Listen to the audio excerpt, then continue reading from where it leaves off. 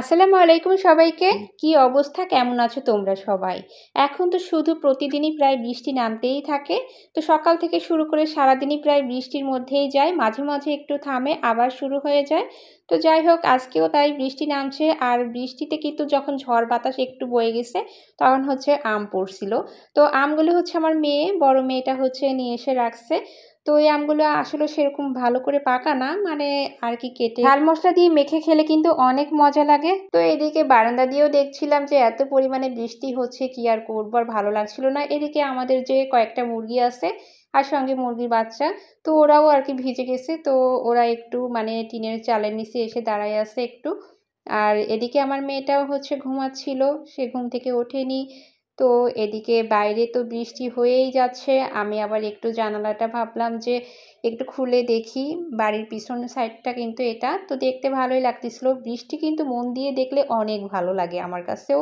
মাঝে মাঝে বৃষ্টিটা খুবই ভালো লাগে, কিন্তু যখন খুব অনেক সময় ধরে নামতেই থাকে, মানে প্রায় প্রতিদিনই বৃষ্টি হচ্ছে তো হচ্ছেই, তখন একটু মনটা যেন কেমন লাগে। তখন মনে হয় না আমার কেন, শুধু সবারই মনে হয়। তো জানালা দিয়ে বৃষ্টিটা দেখার পরে এখন হচ্ছে আমি জানালায় নেট থাকে যে, সেই নেটটা দিয়ে রাখলাম। এতে করে হয়তো মানে বাইরের ধুলাবালিটা একটু ভিতরে কম আসে, আর বাতাসটাও আসে, ঘরটাকে ঠান্ডা রাখে।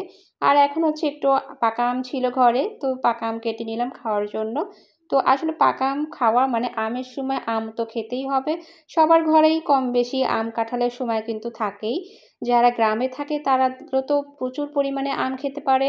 মানে যাদের গাছ আছে বা আমের বাগান আছে, অনেকের গ্রামে এরকম দেখা যায় যে আমের বাগান থাকে, মানে কাঁঠাল, নারকেল, কোনো ফলের কোনো সমস্যা থাকে না, ফল কিন্তু পাওয়াই যায় তাদের বাড়িতে। তো আমাদের বাড়িতে আমের বাগান নেই ঠিকই, মানে অল্প ২-৪টা গাছ আর কি আছে। তো এবার আর তেমন একটা আম গাছে আর কি খুব একটা ধরেনি।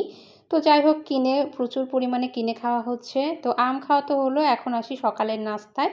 তো সকাল থেকেই হচ্ছে ভিডিওটা শুরু করা হয়েছে আর কি। তো এখন হচ্ছে ভাবলাম যে আটা মেখে নিই, তারপর হচ্ছে আলু ভাজি। অনেকদিন আর কি আলুটা ভাজি করে খাওয়া হয় না রুটির সঙ্গে। এমনিতে সবজি রান্না করা হয়, বিভিন্ন ধরনের সবজি মিশে তারপর হচ্ছে রান্না করা হয়। তো আজকে মেয়ের আবদার যে আলু ভাজি করতে হবে, তো যেই কথা সেই কাজ। তো আলুটা কেটে দিচ্ছিল আমাদের এক আপু আর কি। তো সে হচ্ছে সুন্দর করে আলুগুলো দ্রুত কেটে দিচ্ছিল। তো এই যে আলু ভাজি কিন্তু রেডি করে নিয়েছি একসঙ্গে পেঁয়াজ মরিচ দিয়ে। আর ওদিকে আটা তো মাখাই নেওয়া হয়েছে রুটি বানানোর জন্য। তা আমি আগে এই যে এখানে কিন্তু আলু ভাজিটা আর কি বসিয়ে দিচ্ছি চুলায়। আলু ভাজিটাও হতে থাক। আসলে আলু ভাজি দিয়ে রুটি মানে আমি ছোট থেকেই খুব আলু ভাজিটা পছন্দ করি। আবার আমার মেয়েরাও তাই। বেশিরভাগ বাচ্চারা কিন্তু আলু খেতে পছন্দ করে, তাই না? আলু ভাজি, আলু দিয়ে মানে যেকোনো সবজির মধ্যে আলু দিয়ে রান্না করা, মাছের মধ্যে আলু, আলু জিনিসটাই কেন যেন বেশি ভালো লাগে। তো বাচ্চাদের মতো আমিও হচ্ছে আলুটা বেশি পছন্দ করি। তো আমি এখানে কিন্তু একবারে পেঁয়াজ, মরিচ, আলু একসঙ্গে আর কি তেলে দিয়ে দিছি। আর তারপরে হচ্ছে আমি হলুদ, লবণটা দিয়ে নিলাম। আলু ভাজি করতে তো তেমন কোনো বিশেষ কোনো ধরনের মশলার তো প্রয়োজন হয় না। তো তেলের পুর দিয়ে ভাজলে কিন্তু খুবই মজার হয়। আলুর মধ্যে আমি আর পানি দিলাম না, এমনিতেই ভেজে নেব। আর এদিকে তো রুটি বেলতে শুরু করেছে আমার সেই আপুটা, যে সহযোগিতা করে দিচ্ছিল। আসলে রুটি বেলা, এই আলু ভাজি করা, সকালের নাস্তাটা রেডি করা মানে কিন্তু বেশ কাজের ঝামেলাটা একটু বেশি থাকে। তো হচ্ছে রুটি যদি কেউ একটু বেলে দেয়, সঙ্গে আরেকজন একটু ভাজি করুক, মানে এইভাবে কাজটা কিন্তু সহযোগিতাভাবে করলে পারে খুব তাড়াতাড়ি হয়ে যায়। তো আজকে আসলে আমি এদিকে সাথে সাথে করছিলাম, ওই আপুটাও করে দিচ্ছিল, একটু সহজ হলো। তো যাই হোক, আমি রুটিটা হচ্ছে মানে তাওয়ায় দিয়ে দিলাম সেঁকতে, মানে ভেজে নিচ্ছি রুটিগুলো। তো এখন এক এক করে রুটি তো ভাজতেছিলাম, এর মধ্যে আবার আমার মেয়ে বললো যে পরোটা খাবে, একেবারে ত্রিভুজ পরোটা বানায় নিয়ে আসছে। তো সেই আপুটা পরোটা বানাই দিল, মানে বেলে দিল, আমি হচ্ছে এখন ভেজে দিচ্ছি। তো এইভাবে পরোটা হচ্ছে মেয়েরা খুবই পছন্দ করে। মানে একটু ভিন্ন ধরনের ভাঁজ করে দিলে আর কি পরোটা দেখতে ওদের কাছে ভালো লাগে। তো আমি একটু বেশি করে একটু তেল দিয়ে পরোটা ভেজে দিলাম, মানে খেতে যেন আরও বেশি মজা লাগে। আসলে তেলের জিনিস খেতে কিন্তু খুবই মজা লাগে। কিন্তু ওই যে একটা কথা আছে, বেশি তেল তো আবার খাওয়াটা ঠিক না, স্বাস্থ্যের জন্য ভালো না। বেশি পরিমাণে তেলটা তো মানে স্বাস্থ্যের জন্য একদমই ভালো না। তো এদিকে আমার আলু ভাজিটাও কিন্তু হয়ে গেছে। ওই যে বললাম, শুধু তেলের পর আলুটা ভেজে নিলাম। এর মধ্যে কোনো পানি কিন্তু আমি দিইনি। তো এতে করে আলু ভাজির মজাটা একটু বেশি হইছে। আর অন্যদিকে পরোটা বানানোর পরে আমি আবার রুটিগুলো এক এক করে ভেজে নিচ্ছি। ওদেরকে পরোটা দিয়ে আর কি ভাজি দিয়ে খেতে দিয়ে দিয়েছি। আর এদিকে আমি কিন্তু রুটি আর আলু ভাজি নিয়ে নিয়েছি নাস্তা করার জন্য। তো আজকের খাবারটা বেশ মজার, সকালের নাস্তাটা হলো আর কি। এরপরে আসি, ওই যে বাইরে যেহেতু বৃষ্টি নামছে, তো কি রান্না করব ভাবলাম যে দুপুরে আজকে খিচুড়ি আর মাংস রান্না করা যাক। এজন্য হচ্ছে আমি গরুর মাংস মানে আসলে ফ্রিজে ছিল অল্প পরিমাণে, তো ওইটুকু মাংস অবশ্যই আমাদের হয়ে যাবে, মানে অল্প কয়েকজন আমরা যেহেতু বাসায় আছি। তো ওইটুকু মাংসই হচ্ছে আমি প্রেসার কুকারে দিয়ে একটু মানে সেদ্ধ করে নিলাম অল্প করে, যেন মাংসটা একটু তাড়াতাড়ি হয়ে যায়। আর এখন একটু ভালো করে কষিয়ে নেব। আর অন্যদিকে যেহেতু খিচুড়ি রান্না করব গরুর মাংসের সঙ্গে, তো আমি ভাবলাম যে ওদিকে চাল ডাল সব কিছু ঠিক করে রেখেছি, আর এখন হচ্ছে আমি মাংসটা চুলায় বসিয়ে দিচ্ছি। পেঁয়াজ এখানে আমি অল্প পরিমাণে দিলাম, কারণ পেঁয়াজ যেহেতু আমি বাটা পেঁয়াজ দেব মশলার সঙ্গে, এ কারণে আমি আর কি কেটে রাখা পেঁয়াজগুলো অল্প পরিমাণেই দিয়ে দিলাম। আর পেঁয়াজগুলো ভালো করে একটু নেড়েচড়ে মানে হালকা করে একটু ভেজে নিয়ে তারপর হচ্ছে আমি একে একে মশলাটা দিয়ে দেবো। গরুর মাংসটা কি আসলে যতটা কষানো যায়, কষিয়ে সুন্দর করে রান্না করলে আসলে খেতে অনেক ভালো লাগে। ছোট বাচ্চারা বেশিরভাগই দেখা যায় যে গরুর মাংস মানে খেতে একটু কম চায়। তো ওদের ক্ষেত্রে হচ্ছে মুরগির মাংসটাই ওরা বেশি পছন্দ করে। তো আমার মেয়ে, বড় মেয়ে তো আগে গরুর মাংসটা খেতে চাইতো না তেমন একটা।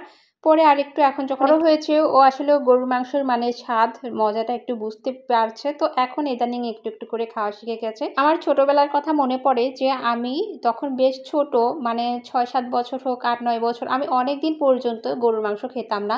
আমার হচ্ছে অ্যালার্জি ছিল খুব। তো সে কারণে আমি মানে যেহেতু ছোট মানুষ তারপর আমি এটা বুঝতাম। আমি মনে করতাম যে না, আমি এই জিনিসটা খেলে আমার বেশি হয়ে যাবে। অ্যালার্জির কারণে আমি অনেক কিছুই খেতাম না। ঠিকমতো ডিম খেতাম না। মানে ইলিশ মাছ, গরুর মাংস যে খাবারগুলোতে বেশি পরিমাণে অ্যালার্জি হতে পারে, সেই খাবারগুলো আমি তেমন একটা খেতাম না। তা আমি ছোট মানুষ আন্দাজে মানে এইগুলো কিন্তু খুবই মানে মেইনটেইন করে চলার চেষ্টা করতাম। যে অ্যালার্জিটা হলে আসলে এতটাই যন্ত্রণা লাগতো। তো সে কারণে আমি আসলে সবকিছু মানিয়ে চলার চেষ্টা করতাম। এরপরে অনেক বছরই আসলে আমি এগুলো ঠিকমতো খাইনি যেহেতু অ্যালার্জি ছিল। তারপরে আস্তে, আস্তে একটু, একটু করে বড় হচ্ছি, তখন আস্তে, আস্তে খাওয়া শুরু করলাম। তো আলহামদুলিল্লাহ এখনও খেতে পারি। অ্যালার্জির সমস্যাটা আর আগের মতো তেমন নেই। তো যাই হোক, আমি কথা বলতে, বলতে এদিকে মশলাগুলো ভালো করে কষিয়ে তারপর হচ্ছে গরুর মাংসগুলো দিয়ে দিছি। আজকে হচ্ছে গরুর মাংসের মধ্যে একটু আলু দেবো। বেশিরভাগই আমি গরুর মাংসের মধ্যে আলুটা দেই না। তো আজকে দেই, ভাবলাম যে মাংসের পরিমাণটা যেহেতু কম আছে, আর আলু তো সবাই পছন্দ করে খেতে, তো এই কারণে ভাবলাম যে একটু আলু দেবো। তো মাংসটা ভালো করে একটু মশলার মধ্যে নেড়েচেড়ে নিয়ে এরপরে হচ্ছে আমি আলুগুলো দিয়ে দেবো। তো যাই হোক, আসলেও দেখা যায় কি আমাদের বাসাতে যেটা হয় যে মাংস রান্না করলে মাংসগুলো পড়ে থাকে কিন্তু আলুগুলোই কিন্তু মানে আগে শেষ হয়ে যায় ঝোলের থেকে, মাংস ঝোলের থেকে। তো আজকে আলুটা একটু বেশি দিলাম, যেহেতু গরুর মাংসটা একটু কম, তো আলুটা দিলাম, যেহেতু আলু সবাই খেতে পছন্দ করি আমরা এই কারণে। তো আলু দিয়ে আর গরুর মাংসটা একসঙ্গে এখন ভালো করে একটু কষিয়ে নিচ্ছি, আর এরপরে হচ্ছে ঝোলের জন্য পানি দিয়ে দেবো।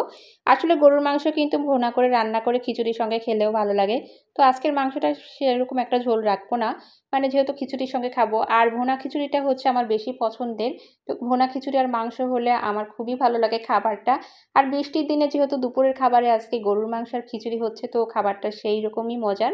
তো যাই হোক, কথা বলতে বলতে আমি কিন্তু মাংসটা সুন্দর করে কষিয়ে নিয়ে তারপর অল্প পরিমাণে পানি দিয়ে এখন আমি একটু করে ঢেকে দেব, কারণ মাংসটা যেন ভালো করে ভিতরে মশলা ঢুকে আর মাংসটা আরও পুরোপুরি সেদ্ধ হয়ে যাবে। আর এরপর আমি ঢাকনাটা উঠিয়ে আর একটু নাড়াচাড়া করে নিলাম, আর তারপরে হচ্ছে আমি পানি দিয়ে দেব। মাংসের মধ্যে আসলে গরুর মাংস যতটা ভুনানো যায় ততটাই আসলে মজাটা বেশি হয় মনে হয়। আর কষানো যতটা ভালো হবে রান্নাটাও ততটাই ভালো হবে। আমি এখন একটু পানি দিয়ে দিলাম। অল্প পরিমাণে পানি দিলেই হবে, কারণ যেহেতু আমি ভালো করে কষিয়ে নিচ্ছি এ কারণেই। আর ঝোলটা যেহেতু বেশি রাখবো না, তো এতটুকুই আমার হয়ে যাবে। কিছুক্ষণের মধ্যেই আমি এটা নামিয়ে নিতে পারবো। গরুর মাংসতে সব ধরনের মশলাই তো দিলাম, কিন্তু ২ টা তো জিনিস বাকি আছে। এই যে জিরার গুঁড়াটা বাকি ছিল সেটাও দিয়ে দিলাম। তো জিরা গুঁড়াটা দিলে তো নামানোর আগে খুবই মজা লাগে, মানে একটা ফ্লেভার সুন্দর, একটা ভালো একটা ঘ্রাণটা ভালো লাগে। আর সেই সঙ্গে হচ্ছে বেটে রাখা গরম মশলাটা এখন আমি দিয়ে দিলাম। বেশিরভাগই আমি হচ্ছে গরম মশলাটা একটু ভেজে তারপর গুঁড়া করে রাখি। বেশিরভাগ সময় মাংস রান্না করলে সেভাবেই আর কি দেয়া হয়। তো গুঁড়া মশলাটা আসলে আমার শেষ হয়ে গেছে, আমি হচ্ছে আজকে বেটে দিলাম। তো বেটে দিলেও এটা কিন্তু অনেক মজার হয়। আর তারপরে এই যে আমার রান্না কিন্তু হয়ে গেছে গরুর মাংস, আর কালারটা কিন্তু সেই রকম সুন্দর আসছে, তাই না? কেমন হয়েছে সবাই কিন্তু অবশ্যই জানাবেন। আর এরপরে আসি খিচুড়ি রান্নার জন্য। তো খিচুড়ি রান্না করার জন্য আমি যে পাত্রটা নিয়েছি সেটা কিন্তু রাইস কুকারের। তো সেই পাত্রটাই আমি নিয়ে নিয়েছি, কারণ আমি এটাতে একটু চাল একটু ভুনায়ে কষানোর পরে আমি হচ্ছে রাইস কুকারেই হচ্ছে বসিয়ে দেব খিচুড়িটা। শুধুমাত্র চালটা একটু ভেজে নেব এটাই। তো আমি এখানে আদা রসুন সমস্ত মশলা আমি নিজে মানে রান্নার আগে বেটে নিছি। সমস্ত মশলাগুলো দিয়ে কষিয়ে তারপর হচ্ছে আমি চাল ডালগুলো এখন দিয়ে দিচ্ছি। আর দিয়ে দেওয়ার পরে আমি ভালো করে নাড়াচাড়া করে একটু ভেজে নেব কিছুক্ষণের জন্য। আর ভাজাটা হলেই আমি এর মধ্যে গরম পানি দিয়ে দেব। গরম পানি দিয়ে আমি রাইস কুকারে বসিয়ে দেব। আর তারপরে আমার খিচুড়িটা কিন্তু হয়ে গেছে একদম রেডি খাবার জন্য। তো দুপুরকার খাবার যেহেতু এখন খেতে হবে, দুপুর হয়ে গেছে, তো আমি খাবারটা এখন বেড়ে নিচ্ছি। তো এই যে আমি খিচুড়ি নিয়ে নিচ্ছি, আর খিচুড়িটা কিন্তু কালারটা কিন্তু সেই রকম সুন্দর হয়েছে। আর সেই সঙ্গে নিলাম গরুর মাংস আলু দিয়ে। তো কেমন হলো আজকের ভিডিওটা জানাবেন সবাই। ভালো থাকবেন। আল্লাহ হাফেজ।